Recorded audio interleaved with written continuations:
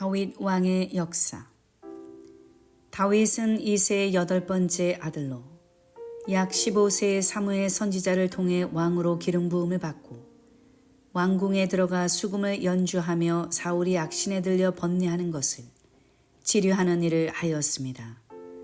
그리고 블레셋과의 전투에서 다윗이 골리앗을 물맷돌로 죽인 후에 여인들이 왕 사울을 환영할 때 사울이 죽인 자는 천천히요 다윗은 만만이로다라고 뛰놀며 창화한 일로 인하여 사울의 노여움을 사고 그에게 쫓기게 됩니다.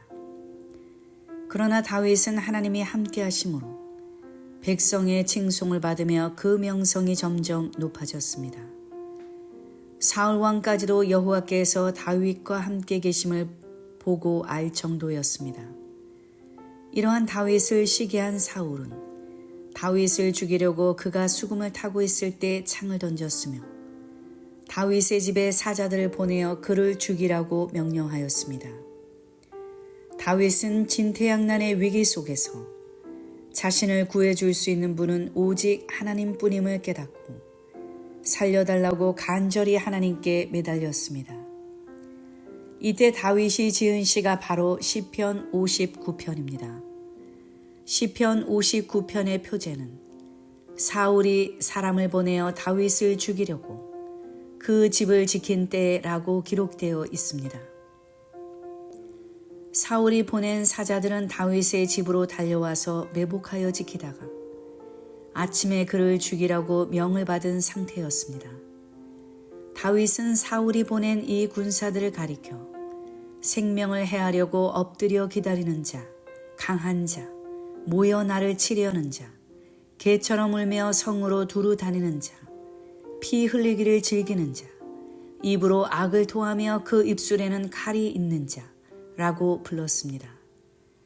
이렇게 다윗은 한 나라를 쥐고 흔드는 왕의 막강한 세력이 자기를 삼키려 애워싸고 저물도록 두루 다니며 생명을 위협하는 매우 급박한 상황에 직면했던 것입니다. 그래서 다윗은 자기를 원수들에게서 건져달라고 적들이 도저히 접근할 수 없는 높은 곳으로 들어옮겨 구원해달라고 하나님께 호소했습니다. 다윗은 자기에게 아무 허물이 없음을 당당히 고백하면서 하나님께서 자기의 위급한 처지를 보시고 속히 깨어 일어나 감찰해 주시며 거만한 악인들을 공의의 하나님께서 소멸해 주시기를 간구하였습니다. 다윗은 마침내 하나님이 환난 날에 자신의 피난처이시며 주의 힘이 곧 나의 힘이요 주는 나의 산성이라고 확신하면서 아침에 주의 힘을 노래하고 주의 인자하심을 높이 부르고 찬송하겠다고 고백하였습니다. 다윗은 대적이 아무런 이유 없이 거짓과 괴사로 자기를 해치려는 억울한 상황에서도 또 무서운 원수들이 세력을 합쳐 자신을 두루 찾아다니는 죽음의 위기에서도 하나님을 믿는 신앙으로 굳게 서서 구원의 아침이 올 것을 확신하면서 찬송하였습니다. 끝까지 하나님의 긍휼만을 바라보고 기다렸습니다. 하나님은 다윗의 기도를 들으시고 미가를 통해 다윗을 창에서 달아내려서 도망가도록 길을 열어주셨습니다. 이때부터 길고 긴 다윗의 도피 생활이 시작된 것입니다. 유구한 역사 속에서 세계 최초로 다윗의 도피 행로 구속사적 정리, 다윗의 도피 생활. 성경은 다윗의 도피 생활에 관하여 아주 상세하게 기록하고 있습니다.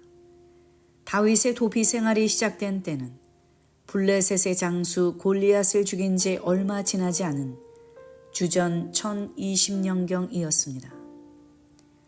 이때부터 다윗이 헤브론에서 왕이 된 주전 1010년까지 다윗의 도피 생활은 약 10년이나 지속되었습니다. 다윗은 도피하는 과정에서 숱한 우여곡절과 고난을 겪으면서 남의 어려움을 이해할 수 있는 넓은 마음과 사랑의 마음을 갖게 되었고 어떠한 역경도 이겨나갈 수 있는 참된 지도자로 연단받았습니다. 다윗의 도피 생활 10년은 크게 세 시기로 구분됩니다. 제1기 라마에서 헤롯 수풀까지의 행로. 이때는 대략 주전 1020년에서 1018년. 제2기 그일라에서 10황무지까지의 행로. 대략 주전 1017년에서 1015년. 제3기 블레셋 땅 가드에서 시글라까지의 행로. 대략 주전 1014년에서 1010년. 다윗이 도피한 장소는 크게 16군데입니다. 다윗이 도피한 장소는 성도의 피난처 되시는 주님의 그림자를 보여주는 듯 합니다. 우리의 참된 피난처는 오직 하나님이십니다. 제1기 라마에서 헤롯 수풀까지의 행로. 주전 1020년에서 1018년, 약 3년간의 기간. 라마, 기브와, 높, 가드, 아들람 굴, 모압, 미스베, 헤롯 수풀 7지역입니다. 라마 나요스에서 헤롯 수풀까지의 제1기 도피 행로는 사울의 추적이 너무도 맹렬하여 다윗이 도피하는 데 급급했던 시기입니다. 이는 다윗의 도피 행로 지도에 나타난 대로 이방의 블레셋 땅과 모압 땅으로 도피하는 등 그 동선이 제2기, 3기에 비하여 길게 나타난 것만 보아도 알 수 있습니다. 이 시기에는 높 제사장 85인의 학살 사건이 있었고 또한 다윗 주변에 사람들이 모이기 시작한 시기였습니다. 아둘람 굴에서는 약 400명 정도가 모여 큰 공동체를 이루었습니다. 이후로 도피 생활에서 다윗은 혼자가 아니라 많은 무리가 함께하였습니다. 이 무리들은 도피 생활을 마치고 헤브론에 올라갈 때에도 함께하였습니다. 사무엘하 23장 8절에서 39절, 역대상 11장 10절에서 47절에 보면 다윗의 3인 용사와 30명의 용사가 나오는데 이들 대부분은 다윗이 도피 생활할 때 모였던 사람들이며 다윗이 위기에 처하여 많은 사람이 그 곁을 떠날 때에도 끝까지 남아 충성한 자들입니다. 이로 볼 때 다윗의 도피 생활은 하나님이 특별한 신 섭리 속에 최후 승리를 위하여 예비하신 축복의 기간이었다고 말할 수 있습니다. 첫 번째 지역 라마. 라마는 예루살렘 북방 8km에 위치하며 훗날 이스라엘 왕국과 유다 왕국 사이에 국경 지역이 있었습니다. 라마는 높은 곳이라는 뜻을 갖고 있습니다. 가장 높은 곳에 계시는 하나님은 우리의 참 피난처이십니다. 미갈의 도움으로 사울의 살해 위기에서 간신히 벗어난 다윗은 제일 먼저 라마로 도피하였습니다. 그곳에는 사무엘 선지자가 있었기 때문입니다. 다윗은 사무엘 선지자에게 나아가서 사울이 자기에게 행한 일을 다 고하였고 사무엘과 함께 나요스로 가서 거하였습니다. 사울은 다윗이 라마 나요스에 있다는 소식을 듣고 다윗을 죽이기 위해 사자들을 보냈습니다. 그런데 3번에 걸쳐 보낸 사자들마다 다윗은 잡아오지 않고 예언을 하다가 돌아왔습니다. 이에 사울이 직접 나섰는데 그도 라마 나요스에 이르기까지 예언을 하였으며 사무엘 선지자 앞에 와서는 옷을 벗고 예언하며 종일 종야 벌거벗은 몸으로 누워 있었습니다. 그 사이에 다윗은 도망할 수 있었습니다. 여기서 사울이 옷을 벗은 것은 장차 그의 왕위가 폐하여질 것을 나타내는 듯합니다. 사울은 자기도 어찌할 수 없는 하나님의 역사를 보면서 다윗을 죽이는 것이 하나님의 뜻이 아님을 깨달았어야 했습니다. 그러나 사울은 다윗을 죽이려는 계획을 포기하지 않았습니다. 두 번째 장소, 기브아의 요나단에게. 기브아는 베냐민 지파의 성읍이자 사울의 고향이며 사울이 왕이 된 후 블레셋을 무찌르고 사울의 기브아라 하여 수도로 삼은 곳입니다. 기브아는 언덕, 작은 산이라는 뜻입니다. 그리고 요나단은 여호와께서 주셨다는 뜻입니다. 라마 나옳에서 사무엘과 함께 있던 다윗은 다시 도망하여 기브아에 있는 요나단을 찾아왔습니다. 요나단은 다윗을 자기 생명같이 사랑하여 그와 더불어 언약을 맺은 적이 있는데 그때 자기의 입었던 겉옷을 벗어 다윗에게 주었고 군복과 칼과 활과 띠도 그리하였습니다. 다윗은 사울 왕으로 인해 여러 차례 죽음의 고비를 넘기면서 그 생명이 마치 사망의 문턱에 선 것처럼 매우 위태로운 지경에 놓이게 되었습니다. 요나단을 찾아온 다윗은 나와 사망의 사이는 한 걸음뿐이니라 라고 말하였습니다. 애매히 고난을 받아 궁지에 몰린 위경 속에서 한없이 나약해지고 불안해하는 다윗의 심경이 배어 있습니다. 이제 다윗은 사울을 피해 도망가기 전에 마지막으로 사울의 의중을 분명히 확인고자 했습니다. 왜냐하면 사울이 죽이려는 마음이 없는데도 도망친다면 다윗은 영원히 불충스러운 신하로 매도당할 수 있기 때문입니다. 이렇게 긴박한 상황에 큰 도움을 준 이가 바로 사울의 아들 요나단이었습니다.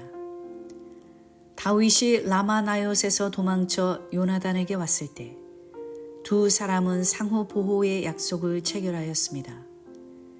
요나단은 다윗이 부탁한 대로 그를 보호하겠다고 약속했고 앞으로 자기와 자기의 후손들을 보호해 달라고 다윗에게 요청했습니다. 사울은 월삭의 식사 자리에 다윗이 이틀 동안 보이지 않자 그를 끌어와서 죽이라고 명령하였습니다. 요나단은 그 자리에서 다윗을 옹호하다가 아버지 사울의 단창에 맞을 뻔하였습니다. 요나단은 사울이 다윗을 죽이려는 위급한 사태를 파악하고 약속대로 화살의 신호를 통해 숨어있는 다윗과 만났습니다. 이때 다윗은 요나단에게 생명의 은인에 대한 감사로 3번 엎드려 절하고 서로 입맞추고 같이 울었으며 다윗이 더욱 심히 울었습니다. 과연 요나단은 다윗을 자기 생명같이 아껴 자기가 할 수 있는 일을 하였습니다. 요나단은 그 서러움을 억누르면서 피난길에 오르는 다윗을 위로하며 평안히 가라. 우리 두 사람이 여호와 이름으로 맹세하여 이르기를 여호와께서 영원히 나와 너 사이에 계시고 내 자손과 내 자손 사이에 계시리라 하였느니라 라고 격려하였습니다. 이후에 다윗과 요나단은 황무지 수풀에서 마지막 만남을 갖게 됩니다. 생명을 위협당하는 절박한 상황에서 요나단은 다윗에게 말할 수 없는 큰 힘과 위로가 되었을 것입니다. 요나단은 여호와께서 주셨다라는 뜻입니다. 다윗에게 요나단은 하나님께서 주신 크고 특별한 은혜의 선물로서 자신의 생명처럼 소중한 존재였습니다. 요나단은 사울의 아들로서 다윗이 죽으면 자기가 왕이 될 수 있는 상황인데도 다윗을 위기에서 구원하고 자기가 왕이 되는 것보다 다윗이 왕이 되는 것이 하나님의 뜻임을 인정했습니다. 아버지 사울 왕은 하나님의 주권을 거스르고 다윗을 죽이려고 혈안이 되어 있었으나 요나단은 하나님의 주권을 절대적으로 신뢰하고 다윗의 생명의 안전만을 생각했습니다. 다윗에 대한 요나단의 사랑은 여인의 사랑보다 승하여 모든 조건과 형편을 초월하여 초지일관하였으며 조금도 거짓이 없었습니다. 그것은 신앙이 아니면 불가능한 것이었으니 요나단은 실로 큰 믿음의 소유자였습니다. 다윗은 훗날 요나단이 그 아비 사울과 함께 길보아 전투에서 죽었을 때 활 노래로 그의 죽음을 애도하였으며 요나단의 아들인 무비보셋을 선대함으로 요나단과의 약속을 지키고 그 은혜에 보답하였습니다. 세 번째 장소 높. 높은 예루살렘 북동쪽 1km 지점에 있는 도시로 예루살렘이 내려다 보이는 장소에 위치하고 있으며 제사장들의 성읍으로 불리었습니다. 놉은 높은 곳, 산당이라는 뜻을 가지고 있습니다. 예수 그리스도는 십자가에서 죽으시고 3일 만에 부활하셔서 영광 가운데 하나님의 보좌 우편에 높이 올리셨습니다. 하늘보다 높은 곳에 계시는 예수 그리스도는 우리의 참된 피난처이십니다. 사울의 살해 의지를 확인하고 요나단과 헤어진 다윗은 사울의 추적을 피해 실질적인 도피 생활을 시작했습니다. 궁지에 몰린 다윗이 처음 찾은 곳은 노비였는데 그곳에는 제사장과 여호와께 제사 지내던 성소가 있었으므로 다윗은 장래일에 대해 하나님께 물으려 했던 것입니다. 다윗을 본 제사장 아히멜렉은 떨며 다윗을 영접하였습니다. 아히멜렉은 왕의 사위이며 이스라엘의 영웅인 다윗이 수행원도 없이 혼자 온 것에 대해 놀라면서 혹시 무슨 일이 있지 않은가 하는 불안감에 사로잡혀 떨었던 것입니다. 그래서 아히멜렉은 어찌하여 내가 홀로 있고 함께하는 자가 아무도 없느냐 라고 물었습니다. 다윗은 자신이 도피 중임을 숨기고 왕의 비밀을 수행하기 위해 혼자 왔다고 거짓 대답을 하였습니다.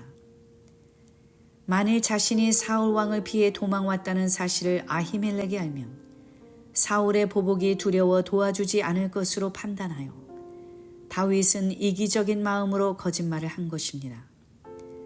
결국 아히멜렉은 다윗이 도피 중이라는 사실을 알지 못한 채 다윗의 요구대로 떡과 골리앗의 칼을 주었습니다. 그런데 같이 있었던 사울의 목자장 도액이 후에 다윗이 헤렛수풀에 도피해 있을 때 이 사실을 사울에게 밀고 하였습니다. 결국 아히멜렉과 그 아비의 온 집 제사장들은 반역을 꾀하였다는 누명을 쓰고 노베 남녀와 아이들과 젖먹는 어린아이까지 그리고 소와 나귀와 양까지 모두 처참하게 죽임을 당하였습니다. 사울의 신하들이 제사장들 죽이기를 싫어했으므로 사울은 도액을 시켜서 제사장 85명을 죽였습니다. 이처럼 다윗의 거짓말은 무고한 사람들의 피를 많이 흘리게 하는 빌미가 되고 말았습니다. 네 번째 장소 가드. 가드는 노베에서 남서쪽으로 약 37km, 가사에서 북동쪽으로 약 42km 지점에 위치하였으며 블레셋의 5성읍 중에 하나였습니다. 이 성읍은 에그론 남쪽 내륙에 위치하였고 나머지 성읍들보다 동쪽에 위치하여 유다와 가까웠습니다. 블레셋 장수 골리앗이 가드 사람이었습니다. 가드는 술 짜는 틀이라는 뜻을 가지고 있습니다. 술 짜는 틀은 포도주를 만들기 위해 포도를 넣고 발로 밟아 짜는 큰 틀로 포도를 발로 밟듯이 하나님이 심판하시는 것을 나타낼 때 사용됩니다. 다윗은 사울을 두려워하여 노베에서 일어나 도망하여 블레셋의 가드 왕 아기스에게로 갔습니다. 다윗이 가드로 피한 이유는 가드는 거리상 가깝고 사울이 자신의 대적인 블레셋의 지경까지 잡으러 오지는 않을 것으로 생각했기 때문입니다. 그러나 아기스의 신하들은 다윗이 블레셋 장수 골리앗을 죽인 자임을 알아보고 그것을 아기스 왕에게 알렸습니다. 이때 다윗은 아기스 왕을 심히 두려워하여 그들 앞에서 갑자기 행동을 변하여 대문짝에 그적거리며 침을 수염에 흘리면서 미친 채 함으로 간신히 생명을 구했습니다. 이렇게 다윗이 가드에서 블레셋인에게 잡힌 때에 지은 시가 시편 56편입니다.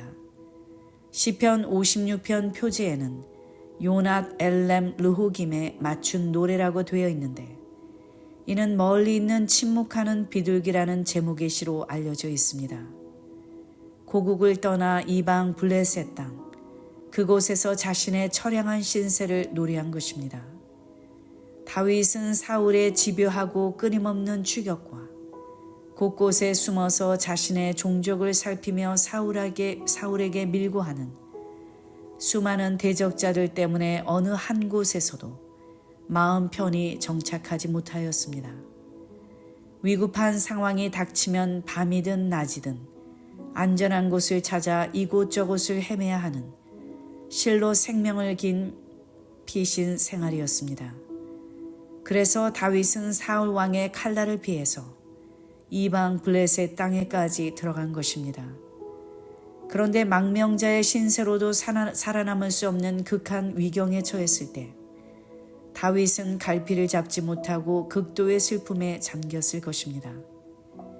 이때 다윗은 언제 끝날지 모를 자신의 위태롭고 불안한 도피 생활을 가리켜 나의 유리함을 주께서 계수하셨으니 라고 표현하였습니다. 이는 다윗이 원수에게 쫓겨 유리하는 비참한 신세를 하나님께서 다 세고 계신다는 확신이요. 아울러 여러 곳을 떠도는 그 고생과 아픔을 모두 기억해달라는 애절한 호소입니다. 블레셋에 피신했을 때 그때 다윗은 얼마나 비통했든지 그의 눈에서 흐르는 눈물을 주의 병에 담아달라고 기도하였습니다. 얼마나 눈물을 많이 흘렸으면 가죽 부대에 담을 정도였겠습니까? 다윗은 생사의 기로에서 자신을 죽이려는 악한 자들에게 둘러싸여 말할 수 없는 공포에 시달렸으나 이 고난이 하나님의 경륜 속에서 주어진 하나님의 은혜임을 깨닫고 끝까지 하나님을 의지하겠다는 확신에 찬 고백을 드렸습니다. 더 나아가 그 말씀을 찬송하올지라 라고 고백하였습니다. 비록 현재는 말할 수 없는 환난과 어려운 궁지에 몰려 있으나 자신에게 주신 불변하시는 그 말씀을 붙들고 그 약속을 이루실 하나님을 끝까지 소망하고 찬송하겠다는 위대한 신앙 고백입니다. 다윗은 하나님을 의지하고 기도하는 순간 마침내 하나님의 도움으로 원수들이 물러가는 것을 체험하고 자신을 해하려고 쫓아오던 사람들이 그 누구도 자신을 어찌하지 못하였다고 고백하였습니다. 성도가 하나님의 말씀을 기억하고 그 약속을 지키시는 하나님을 의지할 때 악한 자가 와서 저를 만지지도 못하게 도와주십니다. 도저히 헤어날 수 없는 환난 중에라도 하나님 앞에 자기 사정을 눈물로 호소하면 하나님은 그 눈물을 병에 담아두고 보시며 우리를 위로하시고 우리가 고생하는 것을 모두 계수하시어 반드시 원수를 갚아주십니다.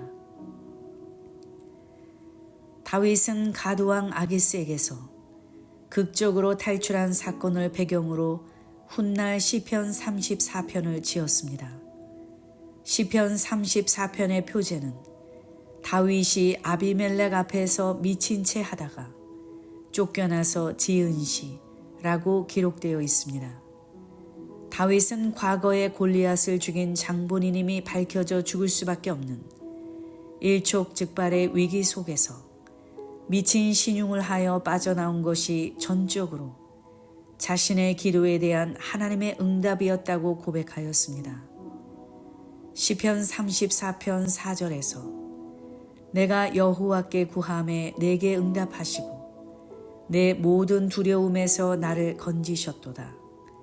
시편 34편 6절에서 이 곤고한 자가 부르짖음에 여호와께서 들으시고 그 모든 환난에서 구원하셨도다 라고 고백하였습니다. 다윗은 생명의 위기 앞에서 구체적이고 즉각적인 응답을 받았기에 시편 34편 5절에서 저희가 주를 앙망하고 광채를 입었으니 그 얼굴이 영영히 부끄럽지 아니하리로다 라고 선포하였습니다. 표준 새 번역에서는 주님을 우러러 보아라. 내 얼굴에 빛이 나고 너는 수치를 당하지 않을 것이다 라고 번역하였습니다. 다윗이 죽음의 지경에서도 소망의 찬송의 고백을 드린 것처럼 우리가 사방으로 꽉 막힌 공경 가운데 있을지라도 낙심치 않고 주를 의지하면 결코 수치를 당하지 않습니다. 5번째 장소 아둘람 굴. 아둘람은 가드에서 남동쪽 약 16km, 헤브론에서 북서쪽으로 약 17km 지점에 위치합니다. 아둘람은 피난처, 은신처, 격리된 장소라는 뜻을 가지고 있습니다. 시편 119편 114절에서 주는 나의 은신처요 방패시라 라고 말씀하고 있습니다. 주님만이 우리의 참된 피난처요 은신처이십니다. 다윗은 블레셋 땅 가드에서 절박한 위기를 당한 후 겨우 목숨을 부지하여 아둘람 굴로 도망쳤습니다. 아둘람은 가나안 정복 후에 유다 지파에게 할당된 성읍이었습니다. 다윗이 아둘람 굴에 갔다는 소식을 접한 다윗의 형제와 아비의 온 집이 그에게 찾아왔습니다. 당신은 한 사람 때문에 온 가족을 죽이는 일이 흔히 있었기에 다윗의 가족들은 사울 왕을 피하여 아둘람 굴에 찾아온 것입니다. 이때 모든 환난당한 자와 빚진 자, 마음이 원통한 자 약 400명이 다윗에게 모여들었습니다. 젊은 다윗은 이들을 다스리면서 이해심과 인내심, 그리고 겸손과 너그러움을 몸에 익히고 서서히 이스라엘 왕으로서의 자질을 갖추어가기 시작하였습니다. 다윗이 아둘람 굴에 있을 때 블레셋 군대는 가까운 르바임 골짜기에 진을 치고 있었습니다. 이때 다윗은 갑자기 고향의 시원한 우물물을 그리워하면서 사모하여 가로되 베들레헴 성문 곁 우물물을 누가 나로 마시게 할꼬 라고 말하였습니다. 이에 곧장 30두목 중 3사람이 목숨을 걸고 블레셋을 충돌하고 지나가서 그 우물물을 길어왔습니다. 다윗은 죽을 고비를 수없이 넘기고 길어온 그 물을 받자마자 이는 새 용사의 생명 곧 피라고 하면서 자신이 마시지 않고 하나님 앞에 전부 부어드렸습니다. 다윗이 굴에 있으면서 자신의 외로움과 곤고한 처지를 노래한 것이 시편 142편입니다. 시편 142편 표제는 다윗이 굴에 있을 때에 지은 맞쓰길 곧 기도라고 기록되어 있습니다. 여기에서 다윗은 자신의 고통스러운 처지를 내 원통함, 내 우환, 내 심령이 속에서 상할 때 나는 심히 비천하니이다 라고 표현하였습니다. 그러나 다윗은 이러한 눈물겨운 상황에서도 주는 나의 피난처시오 생존 세계에서 나의 분기시라 라고 소망에 찬 믿음의 고백을 드렸습니다. 6번째 장소 모압 미스베. 모압은 롯의 큰딸이 낳은 아들로 모압 족속의 시조입니다. 미스베는 망대라는 뜻을 가지고 있습니다. 모압 미스베는 사해 동쪽에 위치한 지역으로 다윗은 아주 멀리 도피하였습니다. 여호와의 이름은 견고한 망대요 주님만이 원수를 피하는 견고한 망대이십니다. 다윗은 아둘람 굴에서 모압 미스베로 피난처를 옮겼습니다. 다윗은 자신의 조상인 룻이 모압 출신이었고 당시 사울은 모압과 전쟁 중이었기 때문에 자기 부모를 잠시 모압 왕에게 맡길 수 있었습니다. 이때 다윗은 모압 왕에게 부모를 맡기면서 이르기를 하나님이 나를 위하여 어떻게 하실 것을 내가 알기까지 라고 하였습니다. 다윗은 사울의 위협을 피해 도망다니는 불확실한 처지였는데도 하나님께서 자신의 일거수 일투족을 주권적으로 섭리하며 인도하고 계시다는 강한 확신을 갖고 있었던 것입니다. 그래서 이방 왕에게 부모를 맡기면서도 인간적인 염려를 앞세우지 않고 하나님의 절대 주권만을 의지한 것입니다. 한 나라의 왕으로부터 생명의 위험을 받아 날마다 쫓기느라 제 자신도 추스르기 어려운 처지에도 다윗은 부모를 소홀히 하지 않고 신변의 안전을 위하여 특별히 모셨습니다.